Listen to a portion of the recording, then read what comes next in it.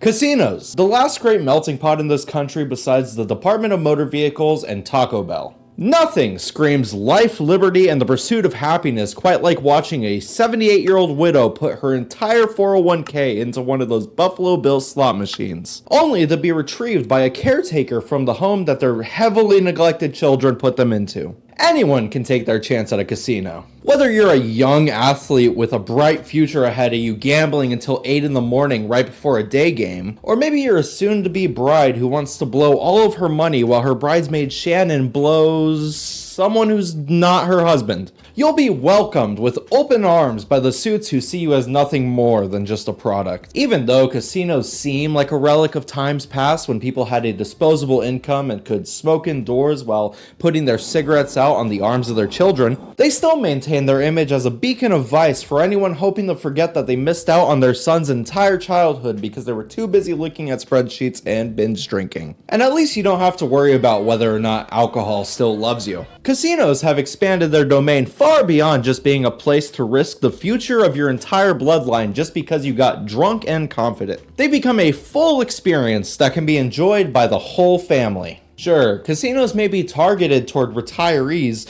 but that's simply because they have the most free time, and not at all because they hoard the majority of the wealth in this country. And instead of having this generation pass down their vast levels of wealth to the generation below them, casinos have found a way to encourage our geriatric wealth hoarders to spend their social security checks on fun slots that play goofy little noises. It's the same way TikTok appeals to children with flashy visuals and skibbity toilet, only casinos don't need boomers to get mommy's credit card as they are mommy's credit card. And mommy's been drinking. Just because the primary demographic for casinos is people on ventilators, that doesn't mean that casinos can't be fun for the entire family. That's why casinos usually have arcades, so that even the kids can partake in the ancient art of gambling while dad puts their entire college fund on red. Should probably start looking into some scholarships, Bryson. So what exactly makes the casino experience, and why is it that one of the biggest scams in this country still happens to be one of the most popular? Let's get into it. Wait, before I start, did you know that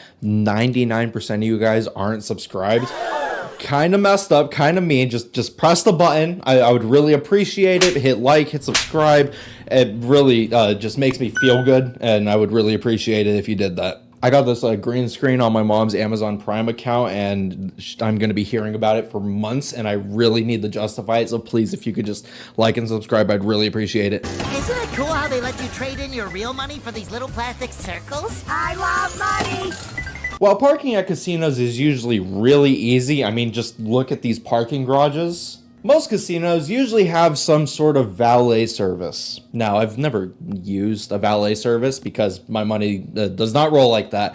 But I don't know why I'd want to either. Nothing says luxury quite like giving your Mercedes keys to a 17-year-old with a nicotine addiction. That 17-year-old isn't going to be the only one here with a nicotine addiction though, as you are going to be hit with the force of 500 cigarettes the second you walk through the doors. Casinos happen to be one of the only places left where it's still socially acceptable to smoke indoors. Or, you know, smoke in general. I mean, smoking kind of lost a lot of its hype after the cancer allegations. Thank God vapes haven't been around long enough for harmful studies to come out about what carcinogenic properties they possess.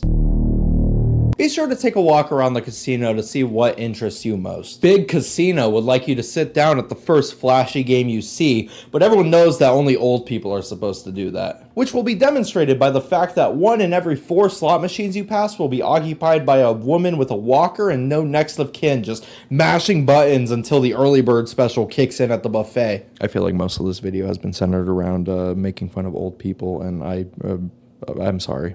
Before you run out to the casino floor to lose everything, take a walk around and see what food options are available so you can at least budget for a meal. Nothing is worse than losing everything you have and also not being able to get a pity burger from the Steak and Shake conveniently located 10 feet away from the slot machine that took all of your money like the Chuck E. Cheese ticket eater. As mentioned earlier, many casinos also function as a resort with a massive outdoor area that usually includes a pool, a bar, and a DJ playing music requests that literally nobody asked for. This is actually where I went to hang out after I lost $60 on 3-card poker, which I have still not financially recovered from. Come on, baby. Come on, baby. No! Come on! Once you're ready to chase that adrenaline high, walk to the nearest card-based game and slap your meat on the table.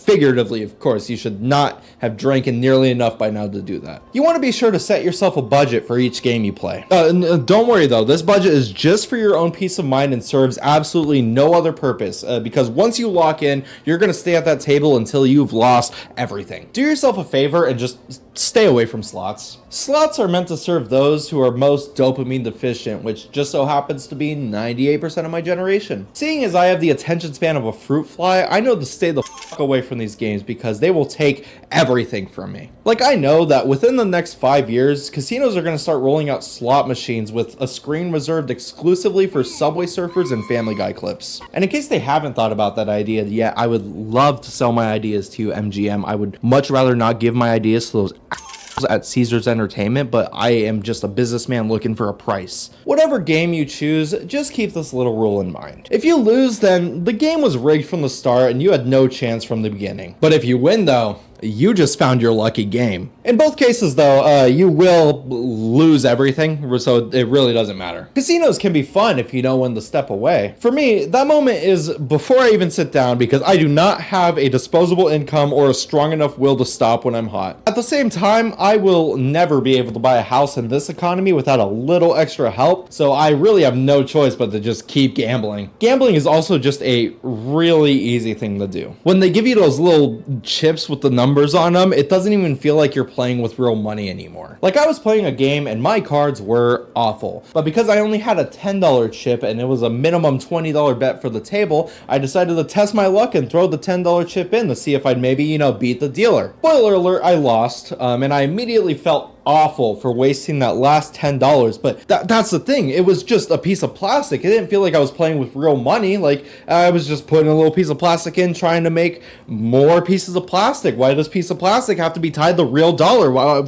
Another big scam with casinos is just how they price everything. There's a reason why most casinos don't allow outside food and drink. Casinos mark up everything by like 1,000%, and that is not hyperbole. Like, that's not a joke. Let's play a quick game. How much do you think that this casino was charging to bring you a bucket of 6 normal-sized Red Bulls? I'll give you a second. Seconds up. It was $51 for this bucket of 6 normal-sized Red Bulls. How about this beautiful nacho platter that feeds 3 to 4 people? How much do you think it cost? Wrong. It cost $60 for this normal plate of nachos, and yes, it comes in a styrofoam box. Let's move on to the drink menu. How much do you think this unnamed casino was charging to bring you a normal-sized bottle of Tito's vodka? Like, this is a normal-sized bottle of Tito's vodka, and just a hint, it usually retails for about $35. So again, how much does this bottle cost? Wrong. They are charging $400 to bring this bottle to you. I'm losing my mind. Those nachos were really good though. Like, I would give them an 8 out of 10. All that glitters is not gold. If you're one of the 86% of people who lost money while gambling, chances are you lost far more money than you had planned on spending because you got on a hot streak early and kept playing, falling directly into their trap. Whether that was because you truly felt like luck was on your side, or the dealer was giving you fuck me eyes and you genuinely thought she'd be in your room if you just kept winning. Okay, apparently I forgot to record this part and I'm saying it back. I sound stupid, so just pretend I said this part and move on. Alright, cool. And I mean, in this economy, who can blame you, dude? It's become easier than ever to lose all of your grocery money on blackjack, especially since now I have to take out a loan every single time I go to Target. Luckily, in order to make sure that you don't go home and game end yourself with your entire family, casinos have the perfect amenities to help you mend your sorrows. Remember when I said that you should budget for food and drinks for after you lose? Assuming that you aren't living in debt to the local Native American tribe that your ancestors nearly wiped off the face of the earth a short 200 years ago. There are a few things you could do to rot through the pain. After all, if the amenities are good enough to fix your shit, the chances of you coming back to the same casino to do it all over again increases exponentially. If you need a little pick-me-up, you can get a singular $15 drink at one of the several bars located around the casino floor. Bonus points if you light up a cheap cigarette indoors. You don't even have to smoke it. You can just rest it between your lips or just hold it in your fingers. You may be incredibly sad, but at least you're going to be really cool doing it, and everyone knows that you can't put a price on status. Remember though, if you're a child like I am and you don't know the difference between a Cosmopolitan and a screwdriver, you're getting a beer. Don't bother asking what kind of drinks they have because they're just going to say alcohol and then ask to see your ID again. You could also pay to get into the casino's pool if they also have a hotel attached. Nothing will calm your nerves faster than floating down a lazy river with a bunch of screaming kids and idiots who like to run the wrong direction to feel a sense of freedom. It's not their fault though. They were probably just leash kids until they were 12 and they need to exercise freedom as much as possible. When all else fails and you can no longer afford the gas money to get back home, absolutely nothing is stopping you from selling your body just for the night. Just find the nearest 60-year-old at a high roller's table and work your magic. Chances are you'll never want to step foot in the same county as that casino, but you'll have most likely made more money than anyone else at the casino all day, which is important because therapy is expensive and you are going to need a lot of it. If you've ever wanted to feel like a member of the 1% for a day while also not being able to afford anything within a 3-mile radius, take a trip to a casino. But unlike one of those shitty casinos like the Hollywood Park Casino, which I will never forgive for charging me $100 for parking just to get stuck at the top. I'm gonna rant about this again. This is so stupid. Go to a casino that has a bunch of shiny lights and bright objects to chase after. Just remember that these shiny lights are just bait for idiots like you to get them inside to spend as much money as humanly possible. But it is really fun. Let's